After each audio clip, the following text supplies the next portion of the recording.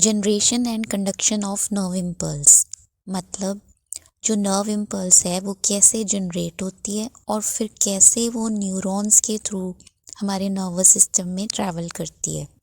इसके बारे में हम आज इस वीडियो में स्टडी करेंगे। नर्वस सिस्टम के बेसिक स्ट्रक्चरल यूनिट होता है न्यूरॉन।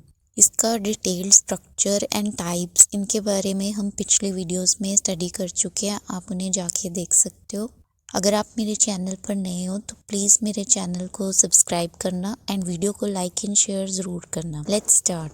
नर्व्स किसे कहते हैं? जो ग्रुप ऑफ एक्सॉन्स हैं उसको नर्व कहते हैं। बहुत सारे एक्सॉन्स को अगर हम इकट्ठा कर लें नर्व फाइबर्स को तो नर्व बनती है। जो पेरिफेरल नर्वस सिस्टम होता है उसमें नर्व्स होती हैं। Nerve impulse, it is the rapid transmission of electric signal along a neuron। इसे एग्जाम्पल से समझते हैं। जैसे आपको किसी ने पिंच किया, ये कुछ स्टिमुलस है, तो इस इंफॉर्मेशन को न्यूरॉन्स तक पहुंचना है ताकि इस इंफॉर्मेशन की प्रोसेसिंग हो सके और रिस्पॉन्स डिसाइड कर सकें। फिर उस रिस्पॉन्स को मसल तक पहुंचाना है ताकि हाथ हटाना है या हमें सामने वाले को पिंच करना है, ये हम डिसाइड कर सकें। Generation and conduction of nerve impulse, ये एक इलेक्ट्रोकेमिकल प्रोसेस है। सबसे पहले स्टेप 1 होता है रेस्टिंग स्टेज, मतलब जब हम शांत बैठे हैं और बाहर से कोई स्टिमुलस नहीं आ रहा। इस टाइम पर जो हमारा नर्व सेल्स हैं वो भी रेस्ट पे होते हैं। जैसे ये है नर्व सेल, ये डेंड्राइट है, ये है सेल बॉडी और यहाँ से शुरू होता है एक्सॉन। ये जो स्टार्टिंग का पॉइंट है इसे कहते हैं हिलॉक। यहाँ से जो नर्व इम्पल्स है वो जनरेट होती है, पर अभी जो है बाहर से कोई स्टिमुलस नहीं है। नर्व सेल्स जो हैं वो रेस्टिंग स्टेट में है।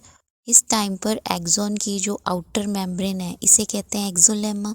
अंदर प्रेजेंट होता है साइटोप्लाज्म, उसे कहते हैं एक्सोप्लाज्म। और बाहर जो है वो एक्स्ट्रा सेल्यूलर फ्लूइड प्रेजेंट होता है। तो axoplasm and extra cellular fluid में ऑर्गेनिक आयंस प्रेजेंट होते हैं, जैसे sodium ions, potassium ions, calcium ions. Resting stage में एक्सोलेमा दैट इज़ न्यूरॉन की जो मेम्ब्रेन है उसके बाहर पॉजिटिव चार्ज होता है और अंदर नेगेटिव चार्ज होता है। कैसे होता है, लेट्स सी। एक्सोलेमा जो होते हैं, एक्सोलेमा मेम्ब्रेन जो है इसके ऊपर बहुत सारे आयन चैनल्स प्रेजेंट होते हैं। ये चैनल्स सेलेक्टिवली परमिएबल होते हैं फॉर डिफरेंट आयंस, मतलब ये कुछ आयंस को मेम्ब्रेन के अक्रॉस जाने देते हैं दैट इज़ परमिएबल और कुछ को नहीं जाने देते दैट इज़ इम्परमिएबल। तो रेस्टिंग स्टेज में क्या होता है, जो एक्सॉन की मेम्ब्रेन है वो परमिएबल होती है फॉर पोटाशियम आयंस, मतलब पोटाशियम आयंस अंदर से बाहर जा सकते हैं, और इम्परमिएबल होती है फॉर सोडियम आयंस, मतलब जो सोडियम आयंस हैं वो बाहर से अंदर नहीं आ सकते। एक्सोप्लाज्म में बहुत सारे नेगेटिवली चार्ज प्रोटीन्स भी प्रेजेंट होते हैं, वो भी अंदर से बाहर नहीं जा सकती। इसलिए जो एक्सॉन के अंदर है एक्सोप्लाज्म, वहाँ पे potassium ions and negatively charge proteins इनकी कंसंट्रेशन बहुत ज़्यादा हो जाती है और जो सोडियम आयंस हैं वो कम होते हैं। और जो एक्सॉन के बाहर यानी कि एक्स्ट्रा सेल्यूलर फ्लूइड है जो बाहर, वहाँ पे सोडियम आयंस और पॉजिटिव चार्ज की जो कंसंट्रेशन है वो ज़्यादा हो जाती है। दैट इज़ अंदर नेगेटिव चार्ज हो जाता है और बाहर की साइड एक्सॉन के मेम्ब्रेन के बाहर की साइड पॉजिटिव चार्ज ज़्यादा हो जाता है। इस वजह से ये जो मेम्ब्रेन के अक्रॉस है एक कंसंट्रेशन ग्रेडियंट फॉर्म हो जाता है। ये जो आयनिक ग्रेडियंट होता है इसको मेंटेन रखता है sodium potassium pump. Sodium potassium pump ये एक्सोलेमा के ऊपर प्रेजेंट होते हैं। ये पंप की तरह काम करते हैं, दैट इज़ एक्टिव ट्रांसपोर्ट। ये लो कंसंट्रेशन से हाई कंसंट्रेशन में आयंस को भेजते हैं, इसलिए इसमें एटीपी यूज़ होती है। ये 3 सोडियम आयंस को बाहर भेजता है और बदले में 2 पोटाशियम आयंस को सेल के अंदर लाता है। इस वजह से मेम्ब्रेन के बाहर पॉजिटिव चार्ज हो जाता है और अंदर नेगेटिव चार्ज, और जो मेम्ब्रेन है वो पोलराइज्ड हो जाती है, यानी एक्सोलेमा है जो वो पोलराइज्ड हो जाती है। इस इलेक्ट्रिकल पोटेंशियल डिफरेंस को कहते हैं रेस्टिंग पोटेंशियल, और इस रेस्टिंग स्टेज को हम इसीलिए पोलराइज स्टेज भी कहते हैं। Second stage is stimulus and depolarisation. जब स्टिमुलस आता है तो एक्सोलेमा पर जो वोल्टेज गेटेड चैनल्स हैं वो ओपन हो जाते हैं। ये चैनल्स हाई कंसंट्रेशन से लो कंसंट्रेशन में आयंस को भेजते हैं, दैट इज़ पैसिव ट्रांसपोर्ट। इसमें एटीपी यूज़ नहीं होती। ये दो तरह के होते हैं, sodium voltage gated channels and potassium ions voltage gated channels. जब स्टिमुलस आता है तो वो डेंड्राइट से ट्रैवल करता हुआ सबसे पहले एक्सॉन के हिलॉक एरिया में आता है। इस एरिया में जो सोडियम गेटेड चैनल्स हैं, वोल्टेज गेटेड चैनल्स हैं, वो ओपन हो जाएंगे और बहुत सारे जो सोडियम आयंस हैं वो एक्सोप्लाज्म में आ जाएगा। इस वजह से इस एरिया में जो मेम्ब्रेन के अक्रॉस चार्जेस हैं वो रिवर्स हो जाते हैं। अंदर पॉजिटिव चार्ज ज़्यादा हो जाता है और बाहर नेगेटिव चार्ज। इस एरिया में मेम्ब्रेन जो है वो डीपोलराइज्ड हो जाएगी और करंट बन जाएगा, जिसे हम कहते हैं नर्व इम्पल्स या एक्शन पोटेंशियल।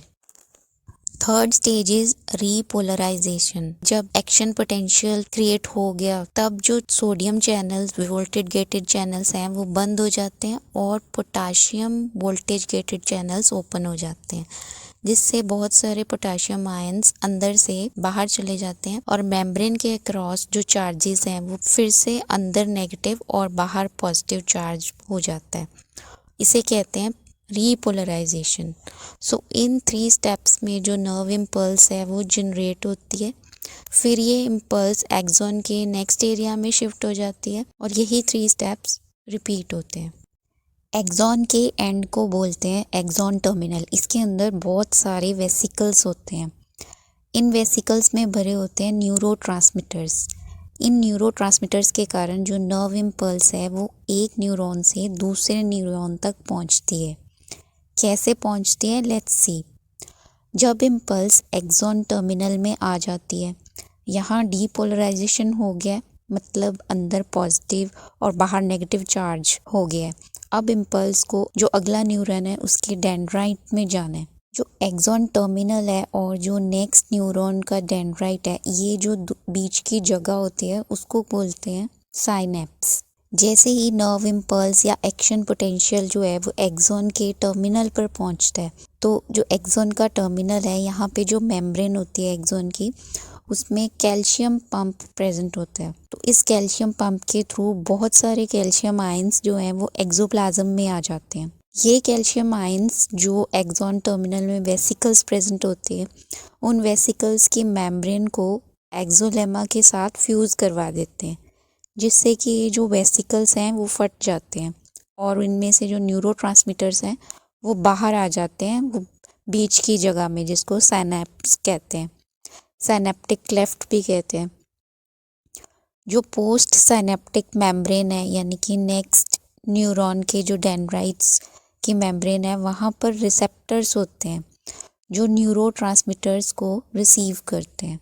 और ये जो न्यूरोट्रांसमीटर केमिकल है, इसी केमिकल के थ्रू जो स्टिमुलस है वो नेक्स्ट न्यूरॉन्स के डेंड्राइट्स तक पहुंचता है और फिर वो स्टिमुलस एक्सॉन में जाएगा, एक्शन पोटेंशियल जनरेट होगा और इम्पल्स और नर्व इम्पल्स नेक्स्ट न्यूरॉन के एक्सॉन में ट्रैवल करेगी। So this is all about generation and conduction of nerve impulse. I hope आपको अच्छे से समझ आया होगा। Thanks for watching.